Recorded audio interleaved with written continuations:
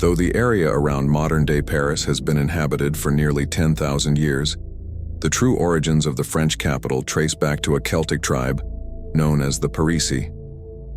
Between 250 and 225 BC, they established a settlement along the banks of the Seine.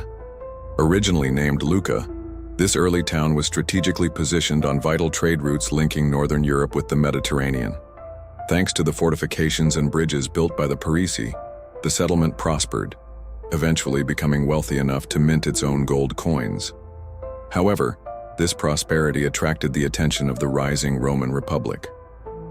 In the 50s BC, as Rome began its conquest of Gaul, present-day France, they turned their eyes to Lucca. In 52 BC, Roman forces clashed with the Parisii and their allies in the Battle of Lutetia. After a decisive Roman victory, the town was rebuilt and renamed Lutetia Parisiorum. Situated on the left bank of the Seine, the new Roman town was laid out in classic Roman fashion, along a north-south axis with a central forum, complete with a temple and a basilica. An impressive amphitheater, capable of seating up to 15,000 people, was constructed in the 1st century AD, even though the town's population was only about 8,000. Lutetia continued to grow modestly during the 2nd and 3rd centuries, but remained secondary in importance to major Roman cities like Lyon. A key moment came in the mid-3rd century when, according to tradition, Saint Denis introduced Christianity to the area. Persecuted for his faith, Denis was beheaded, allegedly on a hill that became known as Montmartre, Mount of Martyrs. A church was later built over his burial site, which today remains as the Basilica of Saint-Denis. By the late 3rd century, increased raids by migrating barbarian tribes forced many of the city's inhabitants to retreat to the more defensible Île de la Cité, an island in the Seine. The left bank's monuments were abandoned, and their stones repurposed to build Paris's first defensive walls around the island. From 305 AD onward, the name Lutetia gradually gave way to Civitas Parisiorum, and within a century, the settlement was simply called Parisius, the root of the modern name, Paris. The fall of the Western Roman Empire in the 5th century marked a difficult era. The city endured further invasions by barbarian groups like the Huns and Franks. Yet Paris survived, largely thanks to the leadership of Saint Genevieve, who helped organize the city's defense and was later canonized as its patron saint. By the late 5th century, the Franks had seized control of northern Gaul, laying the Euside groundwork for the rise of Frankish and eventually French culture. Under their first king, Clovis I, Paris gained symbolic importance and briefly served as the capital of the Frankish kingdom. However, during the reign of the Carolingian dynasty, beginning in 751, Paris's political importance declined in favor of other cities. Though reduced to a provincial town, it remained a center of religious activity, with wealthy churches and monasteries, attracting the attention of Viking raiders. In the 9th century, Viking longships sailed up the Seine to plunder the city. Though initially repelled with ransom, they returned in 885 but failed to conquer it, a failure that underscored Paris's strategic significance and led to improved defenses.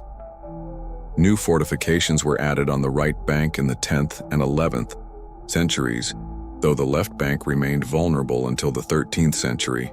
Paris's resurgence truly began with the rise of the Capetian dynasty in 987.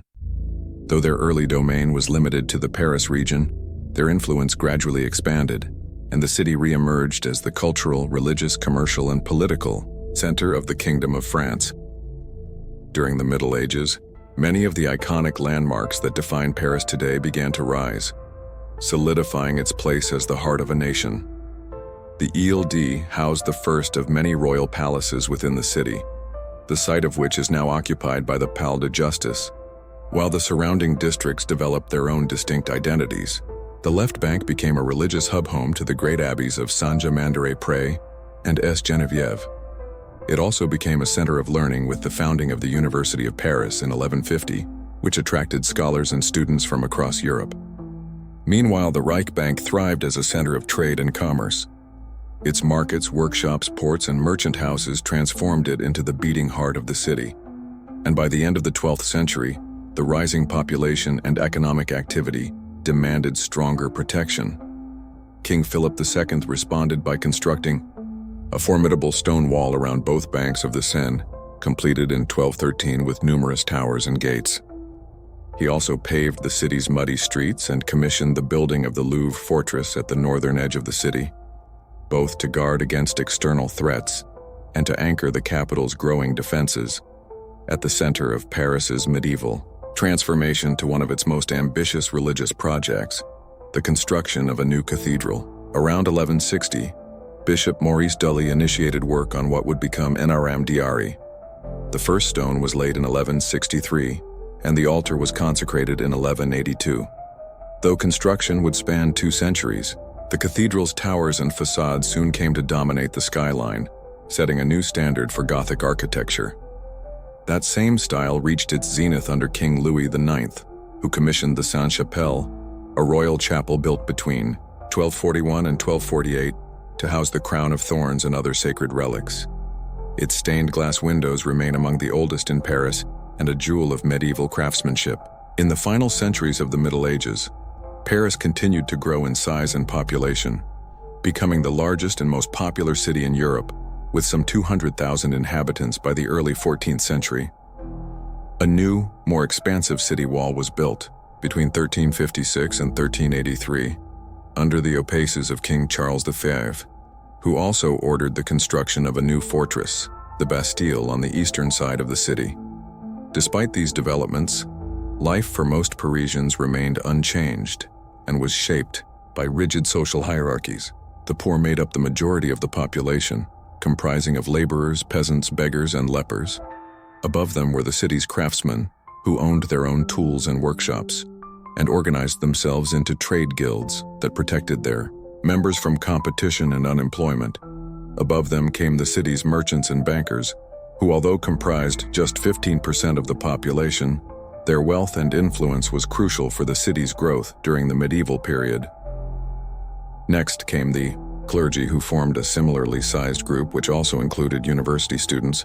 They were governed by a totally separate but nevertheless strict hierarchy, which offered a path for social mobility to the best and brightest. Then lastly, right at the top of the social order, was the hereditary nobility, many of whom made up the royal court in service to the king. The rapid increase in Paris's population and size quickly resulted in overcrowded, unsanitary streets that became breeding grounds for disease. The Black Death, which spread across Europe in the late 1340s, reached the city in 1348, killing some 50,000 people. Outbreaks continued intermittently into the 17th century. Yet plague was not the only threat to life during this time, for violence was also commonplace. Murders accounted for 55 to 80% of serious crimes, often being the result of personal slights and insults that escalated into deadly confrontations. The threat of war was also another constant. During the late 14th and early 15th centuries, Paris suffered heavily, owing to the 100 Years' War being fought between France and England. The surrounding countryside was constantly ravaged by bands of marauding soldiers, and the city itself endured multiple attacks. In 1420, Paris was captured and occupied by English forces, and the child king Henry V, Sixth of England, was crowned as the new king of France inside Notre Dame in 1431. English control of the city lasted until 1436, although it prompted a mass exodus of the city's population. Following its return to French control, Paris regained its former prosperity, and the population grew to 250,000 by the year 1500. During the reign of King Francis I, the city saw a wave of construction in the new Renaissance style, including bridges, fountains, and the first iteration of the Hotel Devil, which served as the city hall. Francis also began a program to strengthen Paris's status as a center of learning and culture. He founded a new faculty at the University of Paris in 1531 to teach Hebrew, Greek, and mathematics, and the city soon boasted around 75 printing presses, which by the late 16th century resulted in more books being published in Paris than in any other European city. The first half of the 16th century had been characterized by a cultural revival in Paris. But the latter half of the century witnessed some of the most turbulent years in its history as the city became embroiled in the French Wars of Religion. Between 1562 and 1598, violent conflict between France's Catholic and Protestant populations erupted across the country. Though Paris remained a Catholic stronghold, on the 23rd of August 1572, many prominent Protestants had gathered in the city to celebrate the marriage of the future King Henry IV. That night, the Royal Council ordered the assassination of the Protestant leaders, but the targeted killings quickly escalated into a widespread massacre. Over the following weeks, Catholic mobs slaughtered thousands of Protestants in what became known as the St. Bartholomew's Day Massacre. An estimated 3,000 people were killed in Paris alone, with the violence later spreading throughout the rest of the country. By the start of the 17th century, Paris still was reeling from decades of religious conflict. A third of its population had fled. Many buildings were in ruins, and major projects such as the expansion of the Louvre, the Hotel Devil, and the Tuileries Palace were left unfinished. King Henry V personally led efforts to rebuild the city, commissioning new works including the Place d'Anne and the Pont Neuf, the first bridge in Paris built with apt houses. However, his efforts came to an abrupt end when he was assassinated on Rue de la Ferronnerie by a religious fanatic in 1610. Under his successors, Paris continued to develop. His widow Marie de Medici built the Luxembourg Palace in 1615, while his son, King Louis XIII, along with his chief minister Cardinal Richelieu, sought to establish Paris as the cultural capital of Europe. They introduced a new architectural style, inspired by Rome's churches, constructed 5 new bridges across the Seine, and founded institutions such as the Louvre Gallery, the Académie Française, and the Royal Academy of Painting and Sculpture to promote the city's artistic talent. Following Louis XIII's death in 1643, his young son Louis XIV inherited the throne. Although political instability soon followed with rebellion by powerful Parisian nobles against royal authority, lasting until 1653. As a result, the young king developed a long-lasting distrust of Paris, and in 1671, he relocated the royal residence out of the city entirely to Versailles. Despite the king's absence, Paris continued to flourish. The old city walls, now obsolete and restrictive, were gradually dismantled and replaced by broad tree-lined boulevards. By 1680, the city's population had reached 500,000, and while the vast majority remained poor, a growing middle class began to enjoy the city's increasing number of theaters and café restaurants.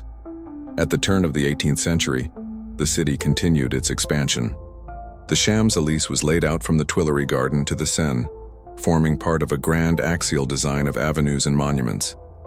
However, despite the many architectural marvels built over the previous century, much of Paris remained a dense maze of dirty, winding streets filled with overcrowded buildings.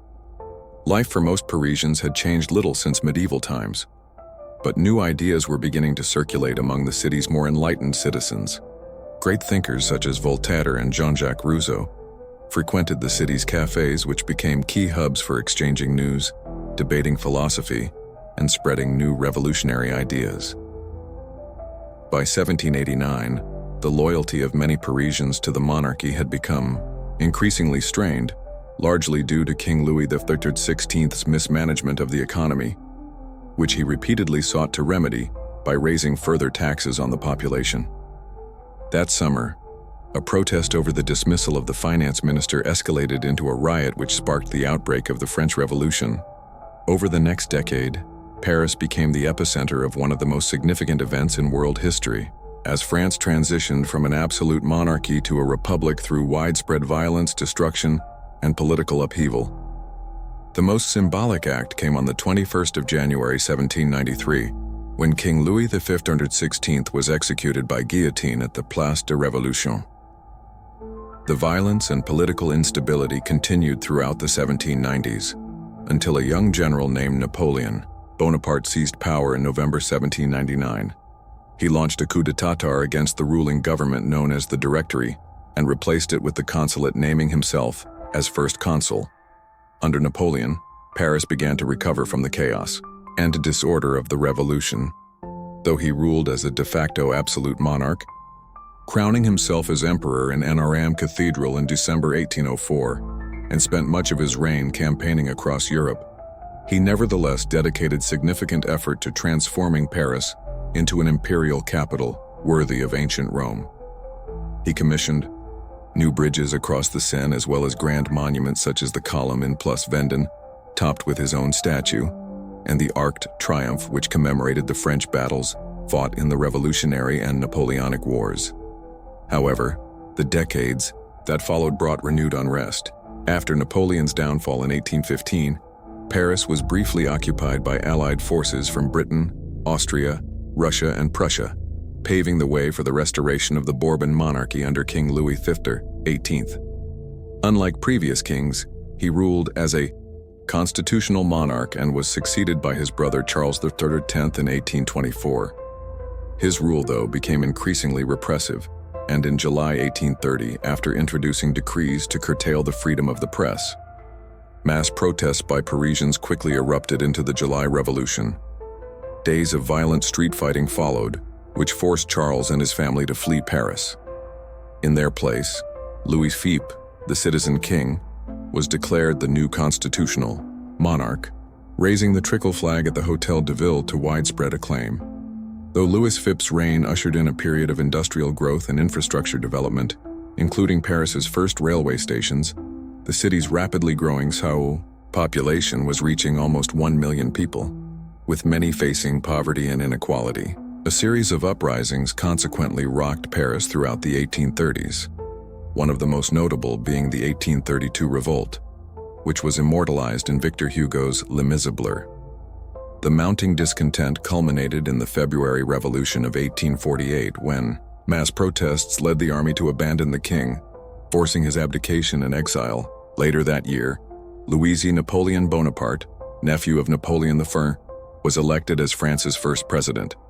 But being barred by the Constitution when seeking re-election, he staged a coup d'état in December 1851 and declared himself as Emperor Napoleon III in the following year, ushering in the era of the Second Empire.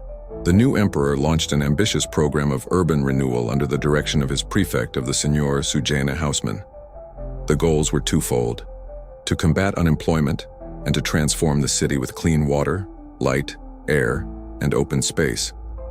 Haussmann began by expanding the city's boundaries beyond the original 12 districts, annexing surrounding communes to create the 20 arrondissements that define Paris today. Broad tree-lined boulevards were cut through the dense medieval neighborhoods to improve traffic flow and connect the city's newly rebuilt railway stations, such as the Garden and Garden. Strict architectural regulations were also imposed to ensure visual harmony, with uniform facades of creamy white stone being widely adopted, a style that still defined central Paris. Haussmann also created 4 large parks at the cardinal points of the city, installed tens of thousands of gaslights to illuminate streets, and began construction of the Grand Pale Gear Opera House. During this period, Paris also became a hub of industrial activity and a global financial center, with the Paris BS flourishing as a major stock market for investment. Yet despite these achievements, Napoleon III's reign ended in catastrophe. In September 1870, he was defeated and captured at the Battle of Sedan during the Franco-Russian War, after which he abdicated and left Paris open to the advancing Prussian army, which quickly began to besiege the city. The winter of 1870 to 1871 plunged Paris into desperation. Food shortages led many Parisians to eat cats, dogs, rats, and even zoo animals. Following weeks of bombardment, Paris surrendered on the 28th of January. But the Prussians only briefly occupied the city, and the resulting power vacuum allowed for the rise of a radical municipal government to take control, the Paris Commune. Dominated by socialists and anarchists, the Commune attempted sweeping social reforms, but lasted barely 2 months. In May of that year, French government forces launched a brutal assault to retake the city, resulting in a week of fierce street fighting in which thousands were killed. After its fall, Paris came under strict control by the conservative national government, and its rebellious spirit was forcibly subdued. In the decades that followed, Paris entered a golden age of cultural, artistic, and commercial transformation, known to history as the Belle Epoque. As the scars of war faded, the city flourished as a global capital of modernity and a playground for the wealthy. Grand department stores like Le Bon Mar and Galeries Lafayette helped birth a culture of mass consumerism. Paris dazzled the world through 5 international expositions between 1855 and 1900, drawing millions of visitors and showcasing the city's innovations in industry, art, and technology. One of these installations was originally constructed as a temporary feature for the 1889 exposition to commemorate the centenary of the French Revolution. But the Eiffel Tower proved so popular that it became a permanent and iconic feature of the city's skyline. It was also during this period that Paris emerged as the epicenter of modern art. Early in the movement, artists like Edouard Manet and Claude Monet pioneered Impressionism, and by the end of the 19th century, the city had become home to creative giants such as Renoir, Picasso, Touel, and Matisse. With the arrival of the 20th century, however, Paris, like much of Europe, became profoundly changed following the outbreak of the First World War. In September 1914, the city was threatened with encirclement by advancing German forces, but the offensive was halted at the First Battle of the Marne, famously aided by 600 Paris taxis, which transported 6,000 troops to the front. During the war, the city endured sporadic aerial bombings, Zeppelin raids, and long-range artillery fire from the German Paris gun, which launched shells from over 80 kilometers away. After the war, Paris faced high unemployment, inflation, and rationing. Yet in the 1920s, it once again flourished as a cultural capital with writers, artists, and musicians such as Ernest Hemingway, Igor Stravinsky, and James Joyce flocking to the city. Jazz music thrived, offering a platform for Paris's small but growing black communities to showcase their talents. But beneath the cultural renaissance lay deepening social and political divisions, which by the 1930s had become a battleground of political extremism, with tensions intensifying in the lead-up to the Second World War.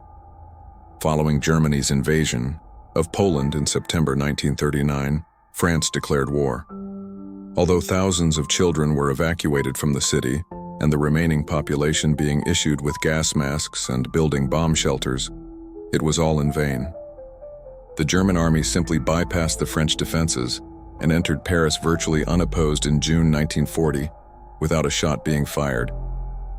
The French government relocated the Vichy, while the city itself became the administrative center for the German high command in France, with many cafes, hotels, theaters, and cinemas being forced to accommodate their new occupiers. For Parisians, the occupation meant humiliation, shortages, and repression, but none suffered more so than the city's Jewish population.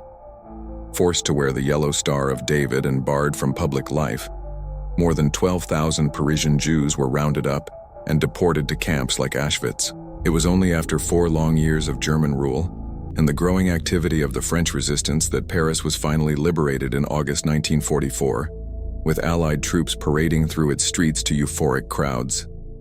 In the post-war decades, Paris entered a new phase of transformation. Reconstruction efforts sought to repair the years of damage and neglect, while waves of immigrants from former French colonies in North and Central Africa reshaped the city's cultural and social landscape. Urban renewal projects gradually restored architectural splendor and civic life. So much so, by the 1980s, Paris had regained much of its international prestige. It was once again widely seen as the global capital of art, fashion, cuisine, and culture, creating an enduring appeal from not just its aesthetic beauty, but also in its extraordinary resilience. Time and time again, through bouts of plague, revolution, and war, Paris has continually risen to reclaim its rightful title and place as one of the most beautiful and captivating cities in the world.